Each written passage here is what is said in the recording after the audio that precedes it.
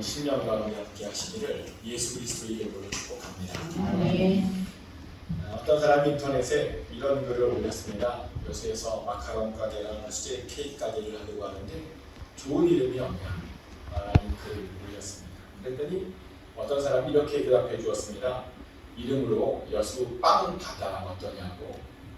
한동안 한국에서 여수빵 바다라는 노래가 유행했대요. 그랬더니 그 노래를 패러디해서 여수빵 바다로 하면 어떡하냐. 그랬더니 사람들이 너무 좋아하는 거예요. 그랬더니 그것을 보고 또 다른 사람이 그럼 자기는 세종시에 빵집을 하나 하고 싶은데 또 좋은 이름 없냐. 이런 또 부탁을 했습니다. 그랬더니 그 사람이 이름으로 훈민정육이라는 이름을 지어주었답니다. 세종이니까 세종대왕이잖아요. 그러니까 세종대왕이 지은 훈민정음의 패러디에서 훈민정육이라고 하면 좋겠다. 참 재미있습니다. 센스가 느껴져요. 그러자 사람들이요 여기저기서 그럼 나도 지어달라 나도 지어달라 이렇게 막 했습니다. 어떤 사람이 또 이런 부탁을 했습니다. 자기가 부모님 사업을 이어받아서 음식점을 하려고 하는데 좋은 이름 없냐. 그랬더니 이번에는 이름을 그렇게 지어줬답니다. 부모 잘 만나.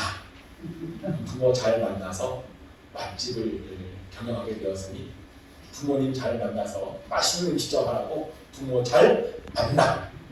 만나가 시오집니다. 시오. 이런 이름을 지어줬답니다. 재밌죠? 사람들이 참 이름을 중요하게 생각합니다. 근데 왜 그렇게 생각하냐면요. 이름 잘 지으면 잘 되기 때문이죠. 재밌게도 우리 인생이 또는 가게가요. 이름대로 될 때가 많다는. 그래서요. 하나님께서도 이름을 중요하게 생각하십니다. 얼마나 중요하게 생각하시는지 하나님께서는 어떤 사람을 만나시면서 그 인생을 바꾸실 때 이름을 새로 지어주시든지 아니면 태어나기 전부터 미리 이름을 주시는 경우가 많았습니다. 이름이 바뀐 사람의 대표적인 사람이 아브라함이죠. 아브라함의 원래 이름은 아브라함이었습니다. 그 뜻은요. 존경받는 아버지였습니다. 참 이름이요. 존경받는 아버지였는데 100세가 넘도록 가득했습니다. 슬픈 이야기죠. 이름은 좋은데. 그래서 하나님께서 그 아브라함에게 아브라함이라고 하는 이름을 지어주셨습니다. 그 이름의 뜻은 열국의 아버지였습니다. 자손들이 별처럼 많아질 것을 그 이름을 통해서 알려준 것입니다. 그리고 정말 아브라함이요 그 이름대로 되었습니다. 아브라함을 통해 많은 사람이 태어났습니다. 그 이름 속에 하나님의 계획들이 이루어진 것입니다. 또 이름이 바뀐 사람 중에는 이스라엘도 있습니다. 이스라엘의 원래 이름이 야곱이었죠. 그리고 그 이름의 뜻은 발꿈치를 잡은 사람이라는 뜻입니다. 야곱이 그 이름을 갖게 된 이유는 태어날 때 형의 발꿈치를 잡고 태어났기 때문입니다. 야곱은 쌍둥이였습니다. 하지만 다른 쌍둥이와는 좀 다른 과정으로 태어났습니다. 보통 쌍둥이가 태어나면요. 첫째가 태어나고 좀 있다가 텀을 두고 둘째가 태어납니다. 근데 야곱은 형 발꿈치를 쳤잖아요. 태어나고 같이 끌려나온 겁니다. 같이. 그래서 야곱의 이름이요. 야곱이 되었습니다. 그러다 보니 그 이름 안에는 욕심과 경쟁의 뜻이 담겨있게 되었습니다. 실제로 야곱은 늘 형과 경쟁했습니다. 그러다 마침내는 형의 축복까지 빼앗게 되죠. 야곱이요 억지로 이긴 겁니다. 하지만 하나님께서는 야곱이 그런 인생을 살기를 원치 않으셨습니다. 그래서 야곱 강가에서 그 야곱의 이름을 이스라엘로 바꿔주시죠. 하나님께서 이기게 하신 자라고 바꿔주셨습니다. 사람들이요 이스라엘이라고 하는 이름의 뜻을 좀 오해하는 게 있는데요. 뭐라고 오해하냐면 하나님을 이긴 자라고 오해합니다. 근데 아닙니다. 왜냐하면 히브리어 문법상 하나님을 목적어로 사용하는 경우가 별로 없기 때문입니다. 하나님은요 주어로 사용됩니다. 왜냐하면 모든 주권이 누구에게 있죠? 하나님께 있습니다. 하나님이 주어입니다. 하나님께서 주어가 되셔야 됩니다. 그래서 그것을 그런 의미로 번역해보면요. 이스라엘이라고 하는 이름의 뜻은 하나님께서 이기게 하신 자가 됩니다. 하나님을 이긴 자가 됩니다. 자기 스스로 억지로 이긴 것이 아니라 하나님께서 이기게 해주신 자가 되는 것입니다. 그랬더니 정말로 그 이름대로 야곱이 형을 만나서 이겼습니다. 형의 분노가 잠잠게 됐습니다. 이름이 바뀌자요 형과 눈물로 화해를 할 수 있었습니다. 이렇게 하나님께서는 이름으로 그 인생을 바꾸어 주셨습니다. 근데 또 어떤 때는요, 아예 태어날 때부터 이름을 새로 지어준 사람도 있었습니다. 그 대표적인 사람이 아담이죠. 하나님께서 최초로 사람을 만드셨습니다. 그리고 그 사람의 이름을 아담이라고 지으셨습니다. 근데 아담의 그 이름의 뜻이 뭔지 아십니까? 아담의 이름의 뜻이 재미있게도 사람입니다. 동물과 다르다는 뜻입니다. 동물과 다르게 영을 가지고 있고 또 하나님의 형상을 닮아서 하나님과 교제하며 하나님을 알 수 있도록 만들어진 존재가 바로 사람, 아담이라는 것입니다. 아담에게는요 그런 영광스러운 이름을 주셨습니다. 그래서 그것이 바로 우리의 정체성이 된 겁니다. 하나님의 형상을 닮은 자. 또 태어나면서부터 하나님께 이름을 받은 사람 중에는 세례 요한도 있죠. 세례 요한의 아버지가 천사들로부터 이름을 이렇게 받았습니다. 누가복음 1장 13절 말씀인데요. 천사가 그에게 이르되 사가라여 무서워하지 말라. 너의 간구함이 들린지라 내 아내 엘리사벳이 내게 아들을 낳아주리니 그 이름을 요한이라 하라. 천사가 말하길 아들의 이름을 요한이라고 하랍니다. 갑자기 궁금해집니다. 요한이라고 하는 이름의 뜻이 뭐길래 하나님께서는 세례 요한에게 그런 이름을 주셨습니까? 그래서 찾아보니까요, 요한이라고 하는 이름의 뜻은 여호와는 자비하시다라고 하는 이름의 뜻이랍니다. 하나님의 자비하심을 보여주시기 위해서 세례 요한을 그 땅에 보내주신 것이다. 그리고 세례 요한이 실제로 그렇게 살았습니다. 요한은 광야에서요 회개의 세례를 베풀었습니다. 그리고 그 회개의 세례를 통해 하나님의 자비가 임해서 모든 골짜기들이 메워지길 원했습니다. 모든 산과 작은 산들이 낮아지고 굵은 것들은 좁아지길 원했습니다. 험한 길들은 펴지길 원했습니다. 그래서 모든 육체가 하나님의 구원하심을 보길 원했습니다. 그랬더니 정말 세례 요한을 통해서 그 일이 일어났습니다. 사람들이 세례 요한에게 세례 받으려고요 광야로 몰려오자 모든 사람들이 광야에서 평등해졌습니다. 높아졌던 것들이 낮아지고요 낮아졌던 것들이 높아졌습니다. 평등해졌습니까? 세례를 받자 그들은 정말 참 자비이신 예수 그리스도를 메시아로 기다리게 되었습니다. 요한도요 그 이름대로 그렇게 쓰임받았습니다. 근데 하나님께서는 보니까요 예수님의 이름도 미리 지어주셨더라고요. 무려 2개나 지어주셨습니다. 예수님께서 태어나시기 이전에 사람들이 알려진 이름은 임마누엘입니다. 그 이름은요 이사야에서 이렇게 등장하죠. 이사야 7장 14절 말씀인데요. 그러므로 주께서 친히 징조를 너희에게 주실 것이라. 보라 처녀가 잉태하여 아들을 낳을 것이요 그의 이름을 임마누엘이라 하리라. 아멘. 이 말씀을 주실 때는요 아하스 왕 때였습니다. 아하스 왕은 예수님이 오시기 700여 년 전 사람인데요 남유대를 다스렸던 왕이었습니다. 그런데 그때 갑자기요 북이스라엘과 아람이 힘을 합쳐서 남유대를 쳐들어왔습니다. 그 일로 아하스 왕과 백성들의 마음이요 마구마구 흔들렸습니다. 그러자 이사야가 그것을 보고 안타까워서 아하스 왕에게 이런 말씀을 전해주죠. 그들은 영리나는 두 부질갱이 그루터기에 불과하니 두려워하지 말라고, 낙심하지 말라고. 하나님께서 그 모든 걸 해결해 주겠다고, 그들에게는 이루어지지 않을 것이라고, 북이스라엘은 곧 망대될 것이라고 아주 좋은 말씀으로 예언을 해 주었습니다. 그러더니요 정말 예언대로 북이스라엘 공격이요 말도 안 되게 실패했습니다. 그러더니 예언대로 그 북이스라엘은 망했습니다. 예언이 이루어진 것입니다. 그런데요 아하스 왕이 이 예언을 믿지 못했습니다. 예언을 듣고 나도 믿지 못했습니다. 답답해서 이사야가 징조를 구해보라 그래요. 하나님께서 이루실 것이니까. 그런데 믿음 없던 아하스가요 징조도 못 구합니다. 자신은 여호와를 시험하지 않겠답니다. 그런데 꼭 믿음 없는 사람들이 뭐 하라고 안 하고 하지 말라 그러면 해요. 아하스가 그랬어요. 아하스. 하나님의 뜻을 잘 모르다 보니 제멋대로 해석해서 자기 멋대로 살아가는 겁니다. 그러자 이사야가 아하스에게 화를 내게 되죠. 어떻게 화를 내냐면 징조를 네가 지금 작은 일을 여기냐고. 징조를 거부하는 것도 하나님을 부수종하는 것이라고, 그건 하나님을 괴롭히는 것이라고 화를 내게 됩니다. 그러며 예언을 하나 해주게 되는데 그 예언이 뭐냐면 처녀가 잉태해서 아들을 낳을 것이다 라고 하는 예언입니다. 그 이름이 임마누엘이 될 것이다 라고 하는 예언이었습니다. 그래서 사람들이요 임마누엘을 그때부터 기다렸습니다. 물론 어떤 이들은 기다리지 않는 사람들도 있었습니다. 왜냐하면 그 임마누엘이라는 예언이 이미 이루어졌다라고 생각했던 사람들도 있었기 때문입니다. 누구를 통해서 이루어졌냐면요, 아하스의 아들인 히스기야를 통해서 이루어졌다라고 생각했습니다. 그럼 히스기야 어머니가 처녀였냐? 그건 아니고요.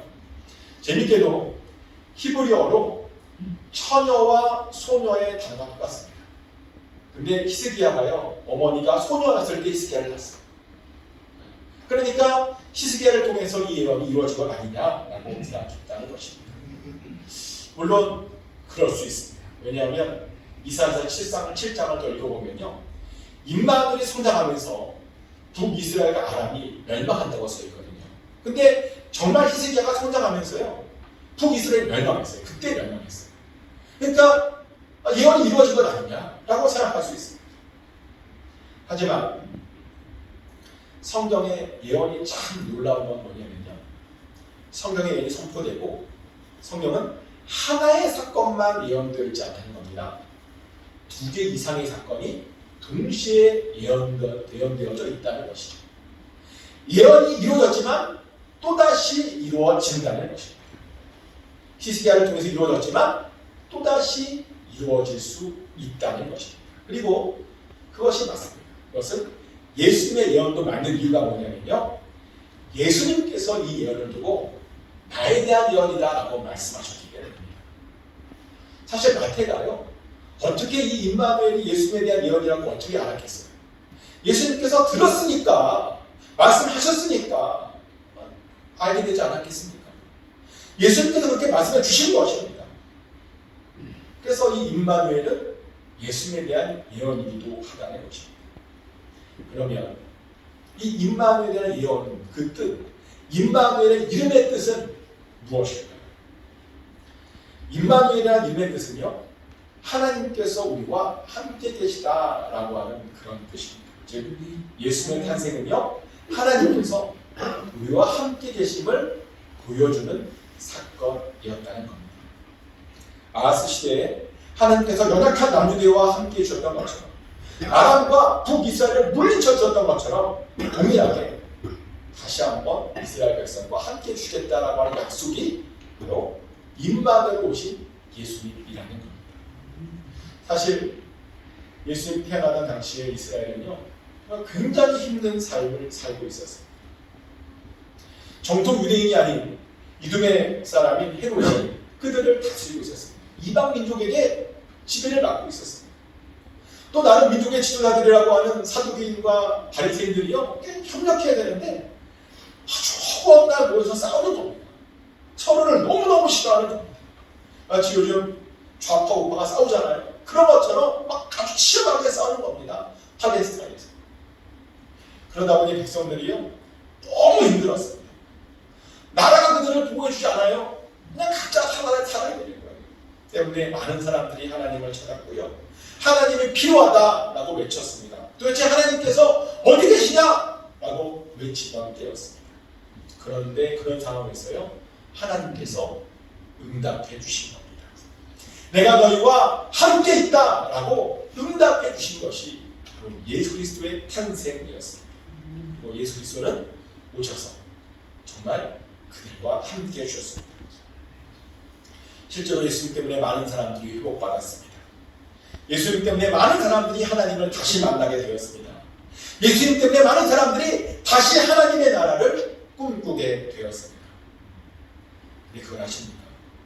하나님께서요, 그들에게만 함께 해주시는 것이 아닙니다. 하나님은 오늘 우리와도 함께 해주시고 계심을 믿으시기 바랍니다. 임마누엘 하나님께서 지금 우리와도 함께 하고 계십니다. 실제로 저는 매일매일 살아계신 하나님을 느끼며 삽니다. 제 옆에서 저의 길을 인도해 주시고 또 가장 좋은 것을 주시는 그 하나님을 매일 느끼고 경험하고 있습니다. 이번 주에도 그랬습니다. 아내가 한국 가 있다 보니까요, 할 게 너무 많은 거예요.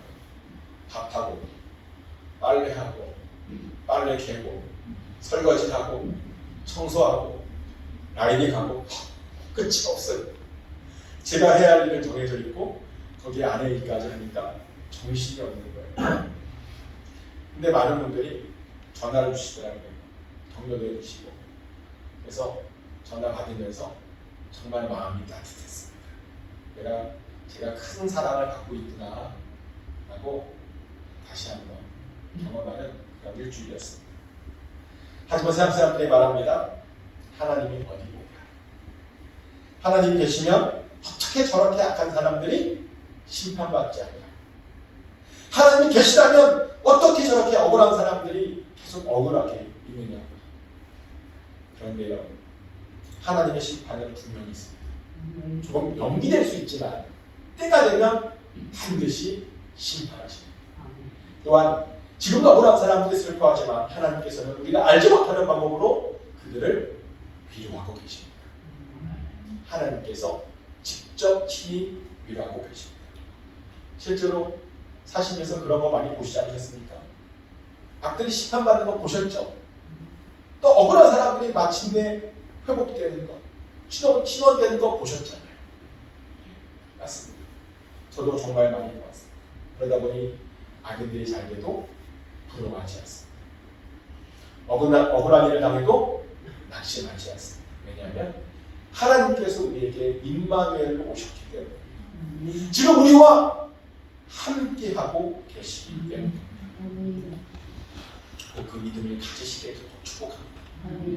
또한 우리 예수님 이름 중에는 예수라고 하는 이름도 있습니다. 이 이름은요, 요셉이 꿈에서 받은 이름이었습니다. 사실 요셉은 마리아를 데리고 오고 싶지 않았죠. 왜냐하면 요셉이 보기에 마리아는 다른 사람의 아이를 가진 것이었거든요. 조용히 타오나로 뺐습니다. 그러자 천사가 요셉의 꿈에 나타나서 마리아 뱃속에 있는 아이의 정체에 대해서 알려주죠. 마태복음 1장 10절 말씀인데요. 이 일을 생각할 때에 주의 사자가 현명하게 이르되 다윗의 사전 요셉아, 내 아내 마리아 데려오기를 무서워하지 말라. 그에게 잉태된 자는 성령으로 된 것이라. 마리아는 성령으로 잉태된 것이라. 그러니 그 아이 이름을 예수라고 하랍니다. 그래서 예수님 이름이요, 예수가 된 겁니다. 그런데 예수님의 이름의 뜻이 뭔지 아십니까? 그 이름의 뜻이요, 그가 자기 백성을 그들의 죄에서 구원할 것이다 라고 하는 뜻입니다. 즉 예수님의 삶의 목적이 뭐냐? 자기 백성을 죄에서 구원하는 것이었습니다. 하나님의 최대 관심이 바로 그것이었습니다. 그래서 우리들은요, 예수를 통해서 모든 죄에서 구원받았습니다. 근데 사실 여기에 문제가 있죠. 분명 죄로부터 구원받았다는데 우리는 여전히 힘겹게 죄와 싸우고 있습니다. 어제 회개했거든요. 근데 또 그 집 저축입니다. 어제 분명 다른 사람 흉보지 않겠다고 회개기도 했습니다. 근데 나도 모르게 또 흉보고 있는 거예요. 어제 분명 하나님께 거짓말하지 않겠습니다라고 말했는데 또 거짓말을 나도 모르게 하고 있는 거예요. 어제 분명 욕심 부리지 않겠다고 회개도 했는데 나도 모르게 오늘 또 욕심 부리며 더 가지려고 하고 더 좋은 것 가지려고 하고 더 좋은 것 같은 사람들을 시기하고 있다. 어제 분명히 교만하지 않으며 살기로 했는데 나도 모르게 또 오늘 교만해서 다른 사람 무시하고 비호하고 있는 우리들의 모습을 발견하게 됩니다. 도대체 왜 우리는 여전히 이러고 있을까요? 예수님께서 당신의 백성들을 죄에서 구원하시려 오셨다는데 왜 우리는 여전히 죄와 힘겹게 싸우고 있는 중인가요? 그런데요, 싸우고 있음이 사실은 구원받은 증거입니다. 왜냐하면요, 죄 가운데 완전히 빠져 있으면 싸우지 않아요. 우리는 죄라는 물 위에 떠 있는 사람들입니다. 하지만 구원받지 못한 사람들은 죄라는 물에 잠겨 있는 사람들입니다. 그들은 그래서 뭘 할 수가 없습니다. 하지만 떠 있기 때문에 헤엄치는 겁니다. 떠 있기 때문에 치열하게 허우적대는 겁니다. 우리가 죽게 되면 비로소 그 죄라는 물에서 건져서 비로소 승리하게 되는 것이죠. 그래서 죽기 전까지는요, 치열하게 허우적대고 싸워야 합니다. 그리고 우리가 그래서 사실 싸울 때마다, 허우적댈 때마다 내가 구원받았기 때문이라는 거야 하며 감사하며 살아야 됩니다. 예수님께서 정말 우리를 죄에서 구원하셨습니다. 근데요, 구원만 해주시러 오신 것이 아닙니다. 예수님께서 우리에게 최고의 것도 주시기 위해서 오신 것을 믿으시기 바랍니다. 이번 주에 제 페이스북에 어떤 분의 간증이 올라왔습니다. 그분과는 전혀 아는 사이가 아닌데 그분이 먼저 친구를 신청해 주셔서 친구가 된 사이인데, 근데 그분이 이런 가지를 하시더라고요. 미국에 와서 자신이 정말 최고의 하나님을 경험하고 있다. 특별히 이 말씀대로 이루시는 하나님을 경험하고 있답니다. 고린도전서 2장 9절 말씀인데요. 제가 읽어드리겠습니다. 기록된 바 하나님이 자기를 사랑하는 자들을 위하여 예비하신 모든 것은 눈으로 보지 못하고 귀로 듣지 못하고 사람의 마음으로 생각하지도 못하였다 함과 같으리라. 아멘. 우리 하나님께서는 사랑하시는 자들에게 아주 놀라운 것들을 예비해 주시고 있답니다. 그런데 그 예비하신 것들이요, 기가 막히답니다. 그것들은 지금까지 눈으로 본 것이 아니랍니다. 그것들은 지금까지 귀로 들었던 것이 아니랍니다. 사람의 마음으로도 생각하지 못했던 것들이랍니다. 지금 그런 것들을 주시려고 하나님께서 예비하시고 계신 중이랍니다. 그런데 바로 그분이 그것을 경험했답니다. 아무것도 기대하지 않았는데 전혀 모르는 사람에게 아주 큰 은혜를 받았답니다. 그래서 정말 우리 하나님은 기대를 뛰어넘으시는 하나님이시다 라고 하는 그런 감정이었습니다. 맞습니다. 우리 하나님은요, 우리에게 주신 것들은 우리의 기대를 뛰어넘는 것들입니다. 아무도 보지 못했고 아무도 듣지 못했던 것들입니다. 아무도 생각하지 못했던 것들입니다. 그런 것들이 우리에게 예비되어 있습니다. 그러니 얼마나 기대됩니까?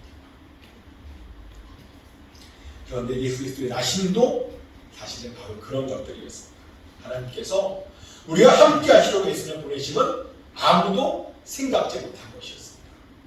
우리를 죄에서 구원하시려고 예수님을 보내심은 아무도 듣지 못했던 것들이었습니다. 그런데 바로 그 일이 2000년 전에 일어났습니다. 그리고 그 일은, 그 기적은 반복돼서 계속 지금까지 이루어지고 있습니다. 그 일이, 생각지도 못했던 일이 지금도 되고 있다는 겁니다. 그 일들이 선물로 준비되고 있다는 겁니다. 이렇게 말하면 어떤 분이 그래요. 예비되어 있으면 뭐하냐고, 내가 그럴 것을 받을 자격이 있는지 모르겠다. 근데요, 제가 감히 말하건대 자격이 있습니다. 왜냐하면 예수 그리스도께서 오셔서 다 자녀 삼아주셨잖아요. 혹시 이 가운데 자녀가 아니신 분 계십니까? 없으신 겁니다. 그래서 우리는요, 하나님께서 주신 것들을 당당히 기대하며 살아야 됩니다. 그리고 그 주실 것들을 누리며 살아야 됩니다. 특별히 이번 성탄절에 하나님께서 주실 것들을 기대하며 보내시길 축복합니다. 정말 메리 크리스마스를 보내시길 축복합니다. 그것이 바로 예수님께서 이 땅에 임마누엘로, 또 예수님으로 오신 이유입니다.